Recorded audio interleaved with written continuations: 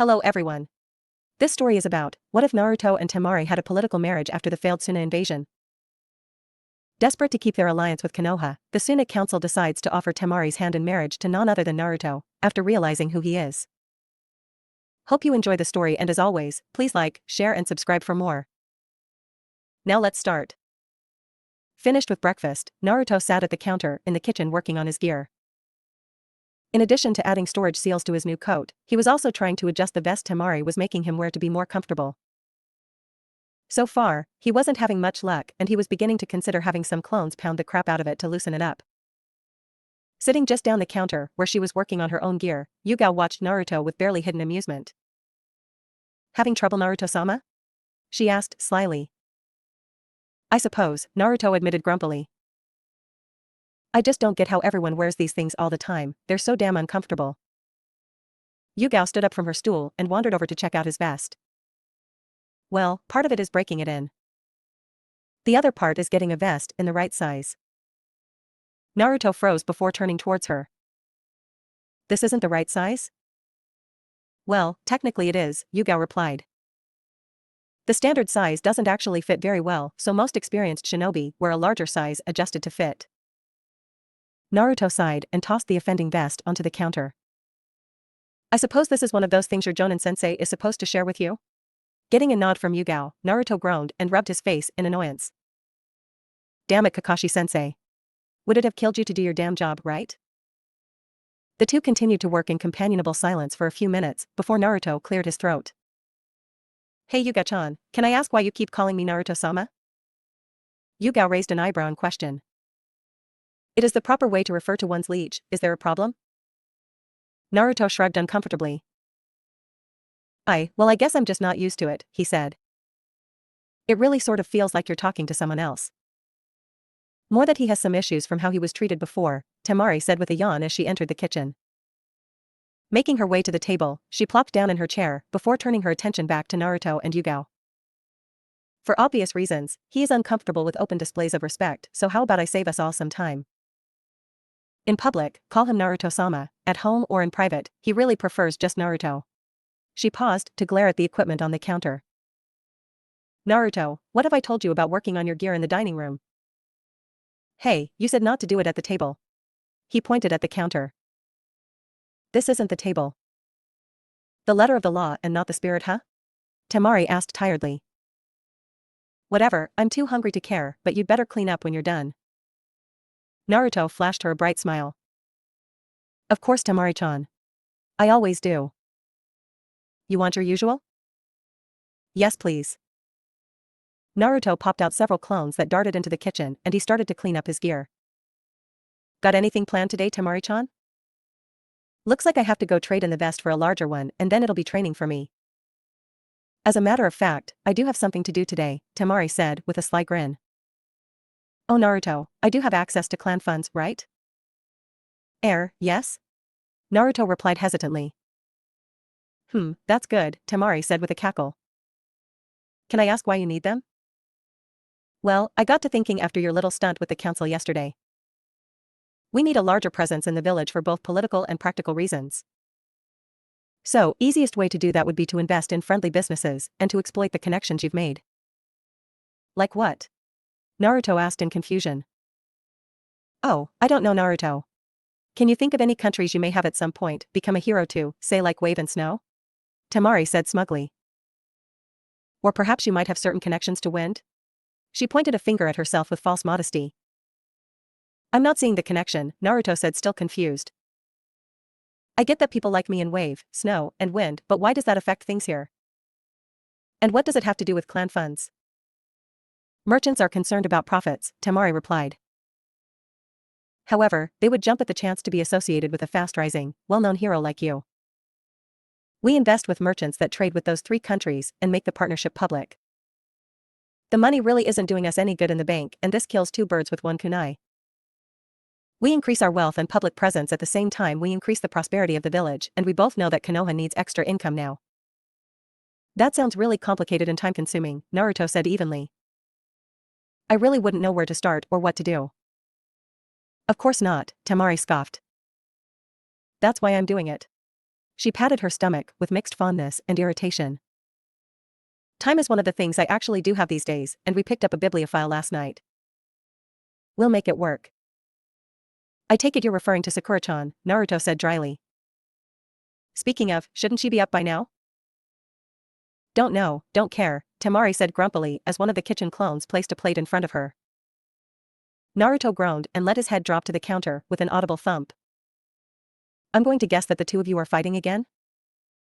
Temari froze with her fork halfway to her mouth to eye him disdainfully. Of course not, she said with cloying sweetness. Why would I ever fight with Pinky? Oh hell, not again, Naruto muttered under his breath. Meeting Temari's gaze, he raised his voice to its normal volume. Would this not fight get better or worse if I dragged Sakura-chan off to train? If we were fighting, which we're totally not, that would make it worse. Temari replied. Awesome, Naruto said with a certain amount of dry sarcasm. At the risk of getting caught in the middle, I need to go get her up.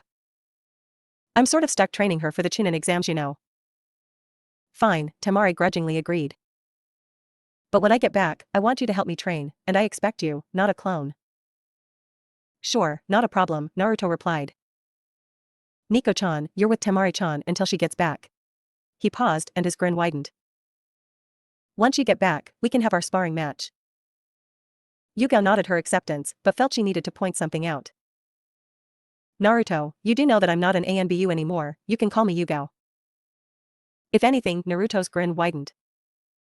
Unless it actually offends you, I sort of prefer calling you Nico-chan. Brings back memories of a certain purple-haired ANBU I liked when I was younger. You know, the one that would occasionally misdirect the Chunin chasing me? Yugao's face colored a bit at the memory. She had occasionally helped him out when he was being chased, but she hadn't expected him to remember. Ah, Nico is fine then Naruto, she said with a soft smile. So, to be clear, I'm on guard duty for Temari-sama unless she is here on the property? Yep. Naruto, I'm pregnant, not helpless, Temari cut in with clear irritation. Yeah, I would never consider you helpless, Naruto replied evenly. But, right now, I can't see you being able to defend yourself without getting hurt, or getting the twins hurt. This way, you have a shield, someone to keep enemies at a distance so you can shred them without getting hurt. Fine, Temari said with a sigh, mollified by the explanation. I suppose you have a point, I'm not very mobile right now. I reserve the right to drop anyone foolish enough to attack me though. Wouldn't even try to talk you out of it, Naruto said cheerfully as he began sealing his gear away. He motioned one of the clones that had worked on dishes in the kitchen over and handed over his vest. Take that and get the next size up, he ordered the clone. On the way back, pick up some more sealing supplies, please. What? But I don't want to deal with her, the clone whined with a shudder of horror. Tenten-chan isn't that bad, Naruto somehow said with a straight face, causing his clone to glare at him. Boss, you do remember that I am you, right? Okay fine, she is that bad, but she's the only shop clerk that will give us a bulk discount, Naruto said with a grimace. Just don't promise her any more explosive tags. This is a very bad idea, boss, the clone said dubiously. You do remember that you caused her to be chased naked through town yesterday, right? Oh, I forgot about that, Naruto said sheepishly. Well, we're faster than she is, don't let her pop you. Just think of it as training. I think I hate you, boss, the clone said as it turned to leave. Really, really hate you. Temari looked up from her cleared plate at a stunned-looking Yugao with amusement. Yes, he does fight with his clones, and no, I don't know why. I didn't think Kage Bunshin were like that, Yugao said with some amusement. Oh, I'm sure, Temari said rolling her eyes. After the first week here, I just got used to the fact that my husband doesn't make a lot of sense. I see how it is, Naruto said disdainfully. I don't hear you complaining when my clones do the housework and the cooking or those massages you enjoy so much. I just said I was used to it, Temari reminded him mildly. It's not normal, but it's you so. Meh. Hey, you married me, Naruto said with a snicker as he crossed the room to begin gently rubbing Temari's shoulders. Not by choice, she teased him back while relaxing against his hands. I seem to remember being driven to the altar at Fanpoint, Naruto retorted. Oh you liar, Temari said swatting at him. If I recall correctly, it was at Sandpoint. Good point, Naruto said thoughtfully. Gaara certainly did seem focused that day. He leaned over and kissed the top of her head affectionately. I'm gonna go drag Sakura out of bed and out for training, you girls have fun. Yeah, have fun with Pinky, Temari said sourly. Just remember, when I get back, I want you, not a clone.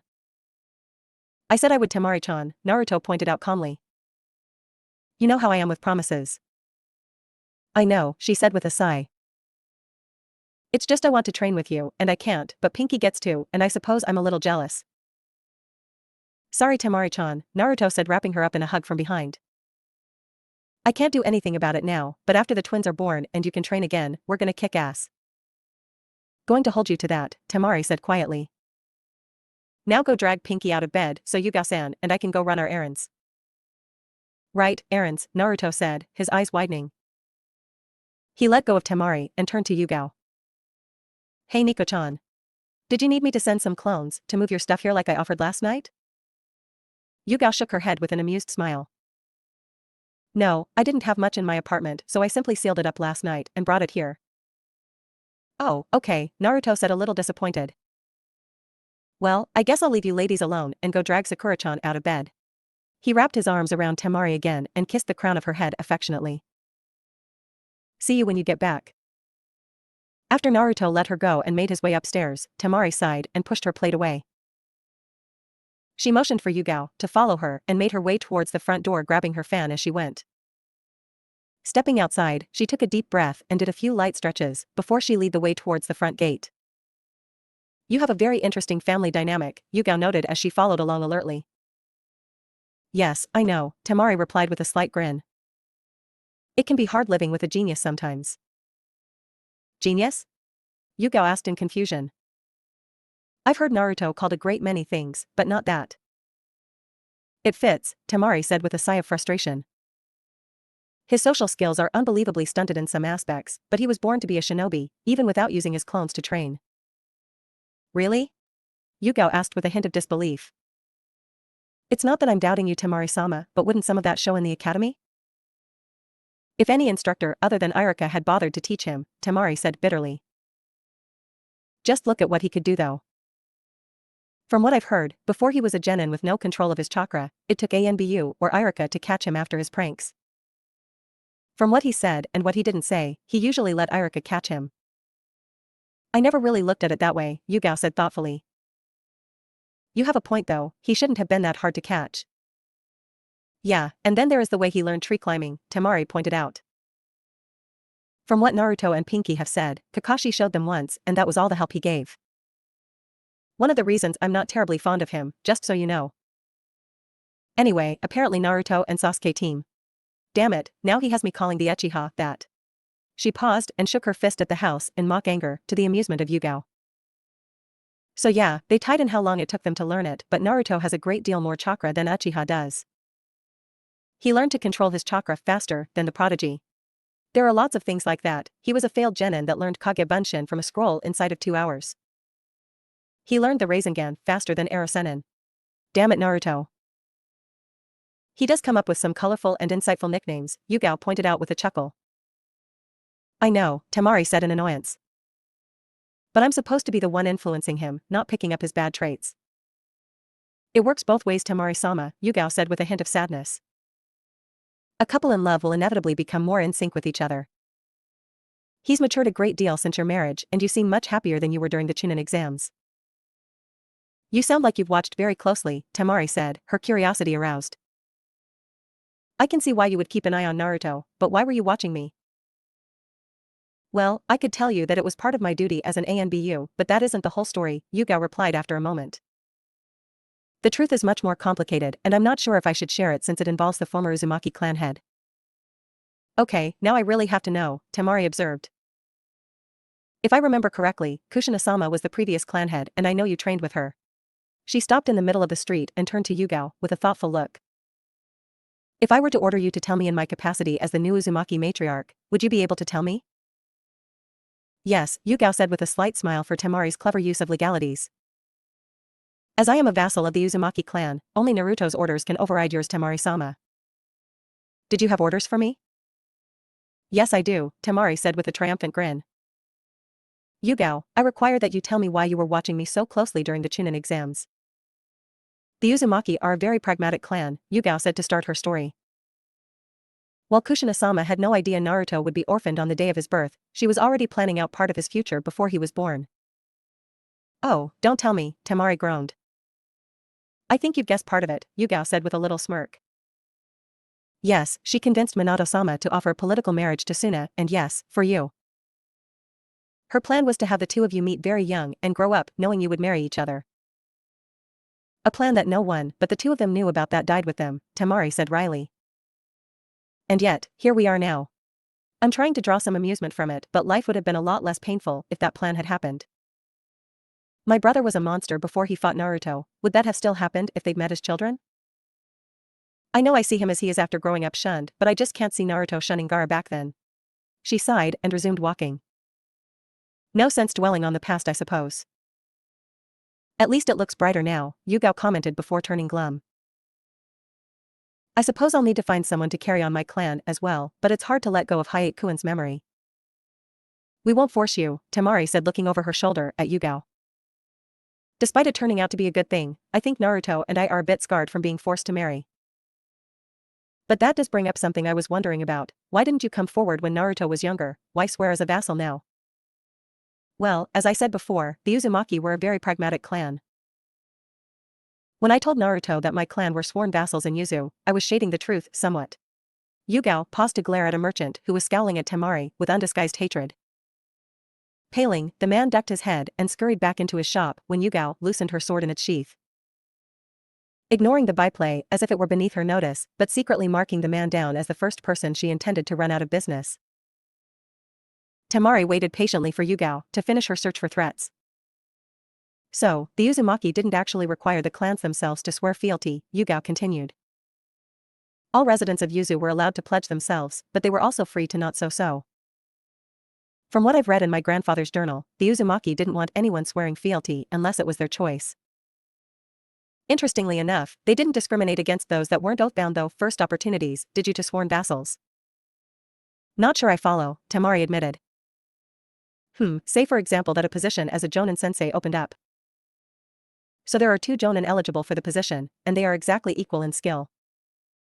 In that case, not a realistic one I know, the vassal would get the job. Now if there was a more skilled non-vassal, they would get the position instead. So, a meritocracy, but with a slight advantage to their vassals, Temari mused. The more I hear about the Uzumaki clan, the more I wish there were more of them left. She patted her stomach with a grin. Though I suppose I'm working on that now. Wait, if Naruto is typical of an Uzumaki, oh no, there will be 3 of him. One of the roles of vassals was to help keep Uzumaki children under control, Yugao said with a smirk. Probably also the true reason for the limited polygamy as well. What, so they can add more children to cause chaos, Temari snarked back. Why does everyone always try to point that out to me? What will it take for people to realize that he is my baka husband? I wasn't, Yugao said holding her hands up in surrender under the force of Temari's glare. I was just pointing out that it was probably why they had multiple spouses. Sorry, Temari muttered. I'm just sick of everyone bringing that up. Hell, half of my friends stalk him and he's spending the day with a girl who admitted to me she would do anything for him, and there is just so much I can take, you know? I mean, the only real bright side to it is that Naruto is pretty much oblivious to the girls throwing themselves at him. I mean, come on, how bad is it that I'm thankful he's socially stunted? My apologies, Temari-sama, Yugao said woodenly. I did not intend to provoke such a reaction from you. Oh, chill out, Temari said rolling her eyes. I'm just venting. So, back to the previous conversation, why now? Because he proved himself worthy of my loyalty, Yugao said proudly though tinged with sadness. Somehow he arranged for the man who killed Hayate-kun to offer his own life to me in compensation. Baki-sensei? Temari questioned gently. Yes, Yugao confirmed calmly. He returned Hayate's blade and knelt at my feet to allow me to strike him down if I so chose. Why didn't you? Temari asked.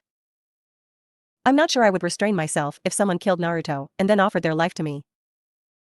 No, I know they would die in a great deal of agony actually. I considered it, Yugao admitted. But at that moment, I realized that revenge was useless. Baki didn't kill Hayate-kun because he hated him, he did so out of duty.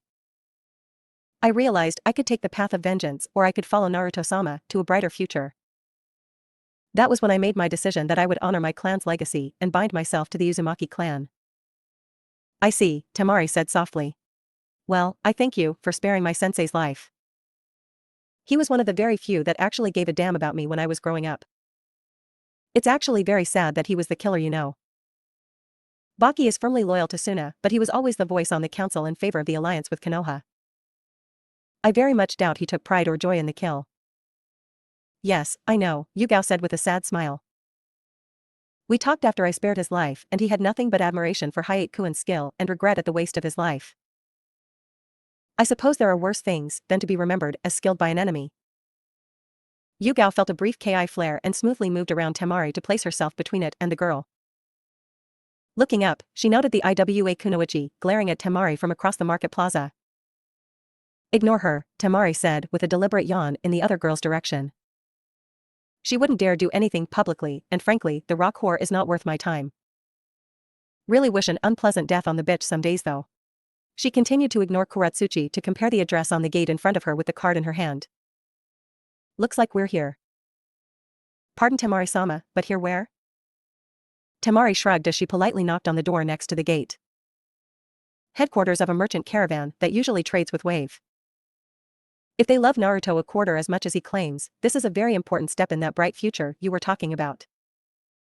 Naruto stood in the door of Sakura's room, his arms crossed as he leaned against the doorframe. He was having a hard time not laughing at Sakura as the girl hid under her blankets, perhaps thinking he would just go away. The corner of his mouth twitched upwards at the thought. Like a blanket was going to ward him off. Good morning Sakura-chan, he sang out cheerfully. Time to rise and shine, lots of training on your first day as an Uzumaki. Go away, came the muffled response from under the blankets. Am still sleepy. Now, Sakura-chan. I was planning on a day of mostly chakra exercises and light physical work to help you adjust, but if you want to be stubborn, I'm sure Gai-sensei would be delighted to kindle your flames of youth. The blanket twitched violently and a pair of worried green eyes came into view. You wouldn't actually do that, would you, Naruto? Sakura asked pitiably. Oh, I don't know, Naruto said with a wide evil grin. I could even add some incentive for him. Since I'm the head of the Uzumaki clan, I could always offer a marriage contract for his prized student and I could rest easy knowing bushy brows would protect his beautiful cherry blossom forever. Nuo! Sakura screamed, flinging herself out of the bed and tackling Naruto hard enough to throw them into the hall. You wouldn't actually do that, would you? She panted in panic from her position on top of him. Naruto looked down and promptly clapped a hand over his nose to stem a nosebleed. First, no, I guess I wouldn't, but it's an awesome threat. Second, could you please get off me and maybe, I don't know, get dressed? Sakura froze, then her gaze darted down to her body before she flushed a brilliant crimson and scuttled back into her room, slamming the door closed behind her. Well, that was interesting, Naruto muttered as he picked himself off the floor. I don't remember ever seeing Sakura-chan move that fast before. He shrugged the thought off and knocked on her door. Hey Sakura-chan, meet you on the training ground once you get dressed.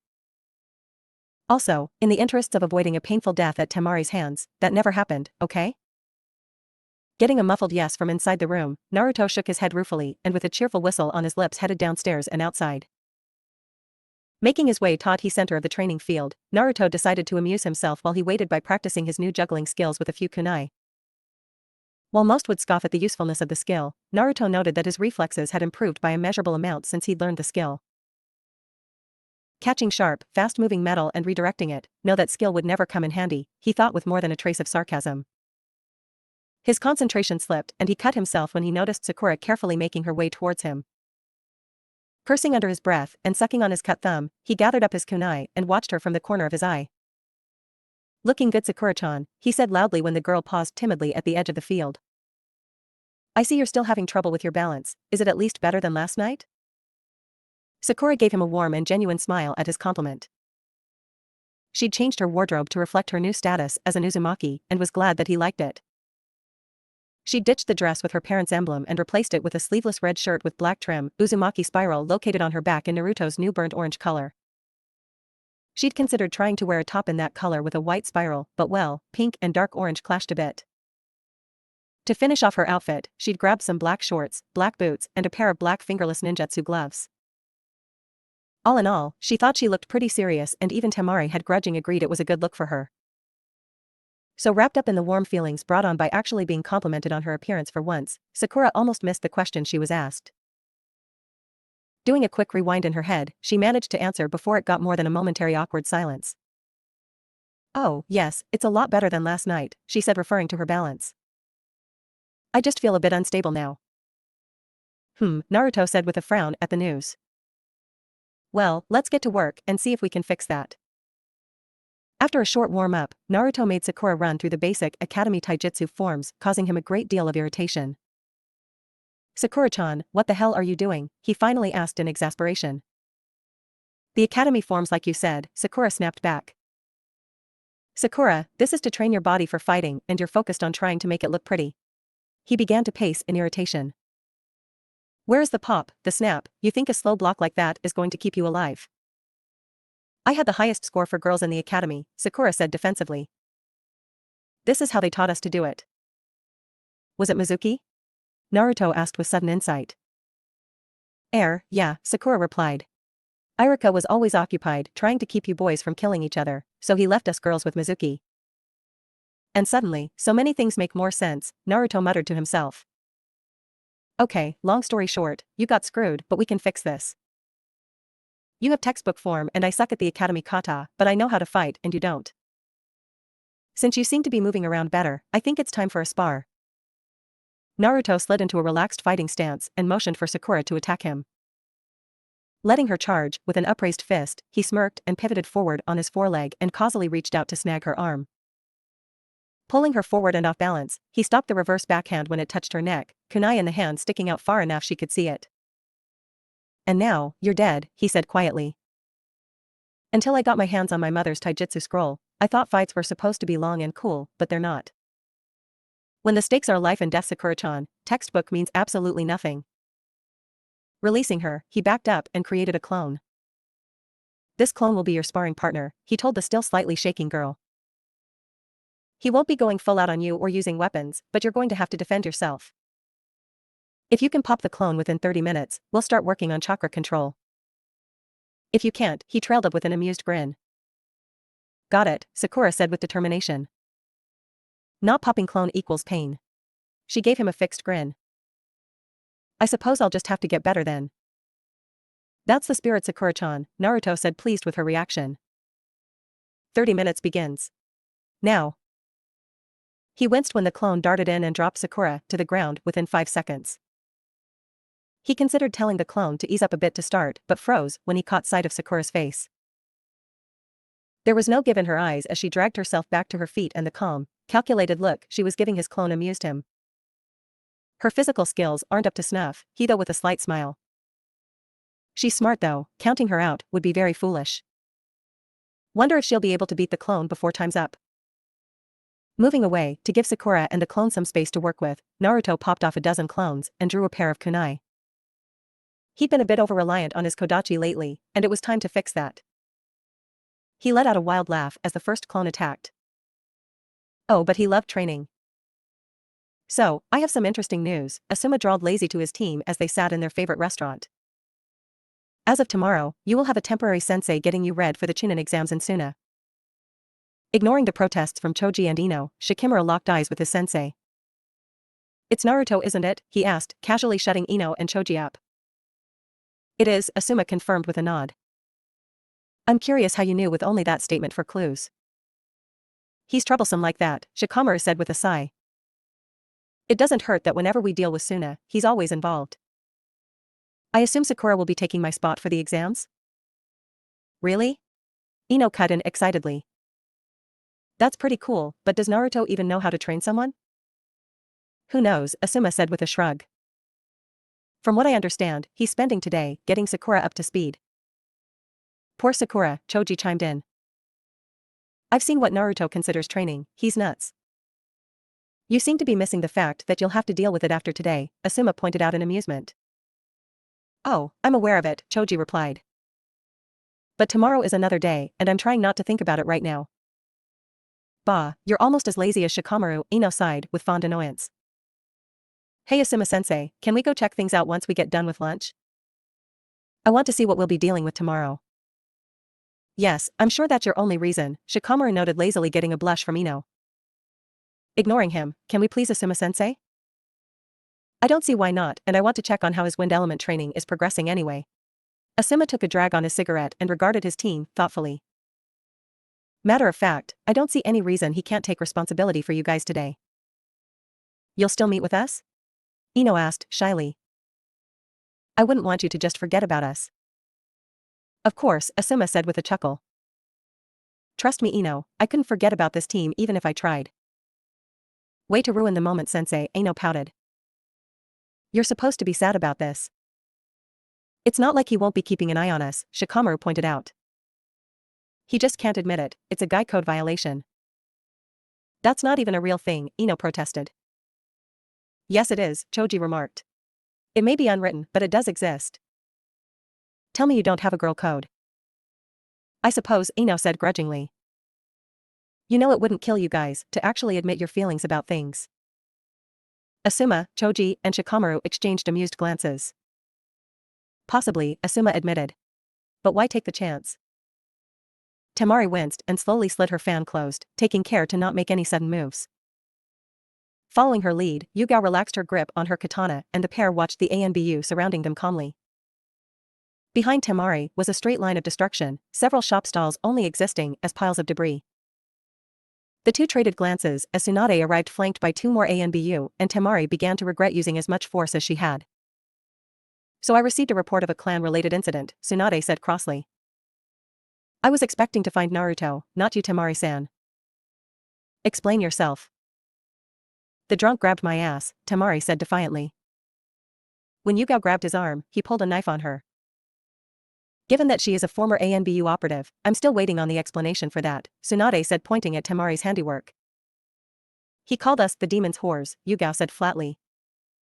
Yelled that he would kill us before he allowed the demon to breed. I was surprised enough to let go of his arm and Temari-sama reacted forcibly to the threat. Is that so? Tsunade asked, her eyes narrowed in suspicion. Yes, Hokage-sama, Temari replied. I realize I used more force than required, but he threatened my babies. Take him to Ibiki, Tsunade ordered. You two, come with me. Falling into step behind her, Temari and Yugao exchanged worried glances. It seemed they were in for a more private conversation, and that was rarely a good thing. Reaching a secluded area of a nearby park, Tsunade turned on them. So, how much of that story was true? She demanded. He didn't touch me, Temari admitted. He approached me and made comments about buying me from the demon, and I told him where to stick it. That's when he spouted off about the stuff about me being a demon's whore, and he did threaten my babies. I see, Tsunade said, slowly. Your role in this, Yugao-san? Hokage-sama, I placed myself between Temari-sama and the threat, but as things were not physical I was unable to act. I shoved her out of the way when I went for my fan, Temari added. I can't help but wish you'd found another way to deal with this, Tsunade said after a drawn-out silence. He did pull the knife and threatened to kill you before you reacted though, correct? Yes, Hokage-sama, Temari and Yugao replied in unison. Fine, the idiot will be dealt with, but your clans are responsible for the damages, Temari. If something like this happens again, I will be forced to be less forgiving, understand? Yes, Hokage-sama, they replied in unison again. Go home, I'll have someone drop off a list of damages, Tsunade said tiredly. She stepped forward and pulled a surprised Temari into a hug. You do whatever you need to protect yourself and your babies, she whispered in the girl's ear. If there is a next time, don't do it so publicly. Yes, Hokage-sama, a dazed Temari replied when she was released from the hug. I'll try to keep that in mind. Why did you just hug me? I'm fond of the brat, Tsunade said over her shoulder as she left. That so didn't answer the question, Temari fumed as she turned to head back to the compound. How does liking Naruto equal hugging me? She doesn't even really like me. Where did you get that idea? Yugao asked, giving Temari a sidelong glance. I don't know, Temari mumbled. I just always got the feeling she didn't really like me. This wouldn't be because she's the closest thing you have to a mother-in-law? Yugao asked with a chuckle. No. Yes. Maybe, I don't know, Temari admitted. I just feel like she's always judging me. Don't know what to tell you, Yugao said with a shrug. Comforting, Temari said dryly. Let's just get home. Team 10 entered the Namikaze estate at a relaxed pace. It was Choji's first visit, so Ino was pointing out the visible points of the garden even though he wasn't all that interested in plants. Huh, gotta try harder than that, they heard Naruto's shout from the still hidden training field. Oh, you almost got me there, maybe next time. Bring the field into view, Team 10 was greeted with the familiar sight of Sakura chasing Naruto. What was different was when he swept her legs out from under her and tossed her across the field. Well, that's something you don't see every day, Ino said, flatly. Ah, but that might change, Asuma pointed out in amusement. If he's throwing her around like that, I'm curious what he has in store for you. And now I think I hate you again, Ino retorted. Come on guys, let's go say hi. Pulling herself off the ground again, Sakura glared at Naruto and took a moment to catch her breath. I'm not sure this is training and not justification for me to kill you in your sleep, she panted. Training of course, the unwinded Naruto replied with a broad smile. You're doing a lot better than when we started, I'm just tricky. Sakura growled and mentally visualized strangling Naruto as she pulsed her chakra. To her surprise, what appeared to be a chain made of chakra whipped out at Naruto, forcing him to roll to avoid it. Hey, what the hell was that? Naruto yelled excitedly. That was freaking awesome. Those were chakra chains, Kakashi called from his place up in a nearby tree. They were something of a specialty of your mother's. Kakashi-sensei? Sakura questioned. How long has he been there? Meh, he got here just after we started training, Naruto said, moving over to stand by her. I was wondering if he was actually gonna say something, like why he was here.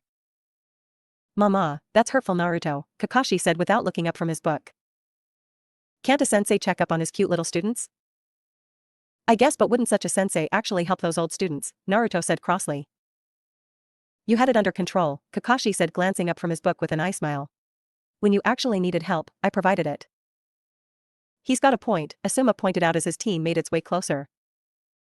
Said the lazy sensei about the even lazier sensei, Naruto retorted dryly. So, when did this turn into a convention anyway? We just came to check up on how the training was going, Ino said. And you were really rough on Sakura there, Naruto. Don't think you'll get away with doing that to us. Oh really, Naruto replied, his eyes narrowing and an evil grin making its way to his face. She's improved a great deal today, especially considering she had a hard time walking when we started. Oh Kami, Ino blurted, her cheeks crimson. I knew you welcomed her to the Uzumaki clan last night, but that was too much information. Say what? Naruto asked in confusion when Sakura flushed red and Asuma rolled his eyes. Pig. That wasn't the reason why. Sakura screamed.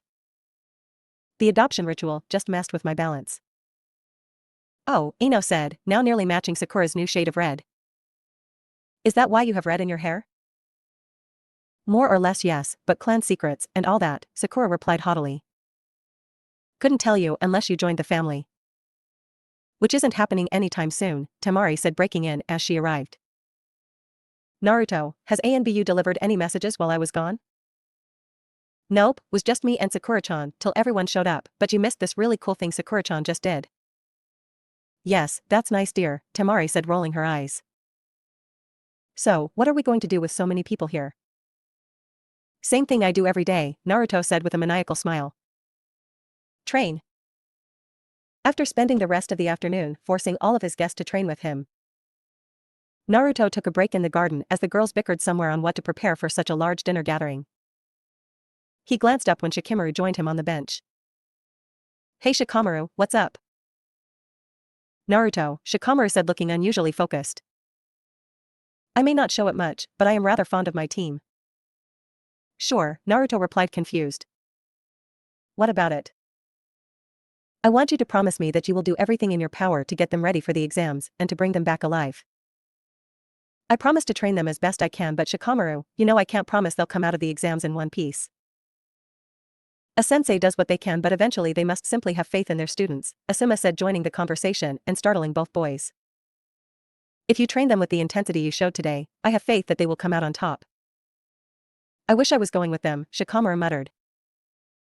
It's troublesome to let them go without me. More troublesome than going through the exam a second time, Naruto teased.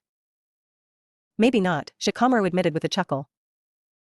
So, my keenly honed senses tell me that dinner is about ready if you guys want to go in. I've got a few things to do out here though. Okay, see you in a bit Naruto, Shikamaru replied as he and Asuma headed inside. So, did you need me for something Reynard? Naruto asked the bushes where a familiar red and gray head appeared. Good evening Naruto-sama, the fox greeted him. I hope I am not intruding. Not really, Naruto answered. Gotta go inside for supper before Temari-chan comes hunting, but I'm safe for a few minutes. What's up? I'm not sure how to ask this, Reynard replied. As the Uzumaki clan head, would you be willing to accept non-human vassals? Naruto sat up straight, startled by the implications of those words. He racked his brain trying to remember if there was ever a mention of something like that in his mother's journal before shrugging it off with a mental reminder that he was the clan head now. If you're offering what I think you're offering, I have some questions for you, he said, buying some time to organize his thoughts. Ask them, the fox responded. Have you discussed this with the other kitsune? I don't want a repeat of that revolt, and you can't afford to lose many more of your pack. Yes, this was the collective decision, Reynard said, meeting Naruto's eyes evenly. To answer another question you haven't asked. Yes, we are still willing to work with the Inuzuka, but such a partnership would not release the oath to you. Conflicted loyalties are bad, Naruto said sharply. Certainly Naruto-sama, but while we would be willing to work with the Inuzuka, we would only be loyal to you and your line. That bothers me a bit, Naruto admitted, but it's not a deal breaker as long as I can discuss it with Tsum. He ran a hand through his hair, in frustration. I need to head inside Reynard, but would you be able to gather the remaining kitsune up in 3 days? I'm comfortable with you, but for something like this, I would like to meet with the others. As you wish Naruto-sama, Reynard replied, dipping his head. Nightfall in 3 days here in the garden? Yeah, that should work out I think, Naruto said, standing up. Reynard, you know I trust you, but you understand why I wish to meet with the others? Of course, the fox responded easily. I am quite pleased you wish to discuss this with the others, and that you are even considering it. Naruto-sama, your mate is incoming, I shall see you then. Naruto chuckled as the fox made a hasty retreat. Turning around he found Temari standing there, with her hands on her hips. Fortunately for him, she seemed more curious than pissed, so he strolled over and linked his arm with hers and headed to the house. So Temari-chan, how do you feel about adding more vassals? This was all for now. Thank you for watching, I hope you liked it and that you will be back for more. Please like, share and subscribe. See ya.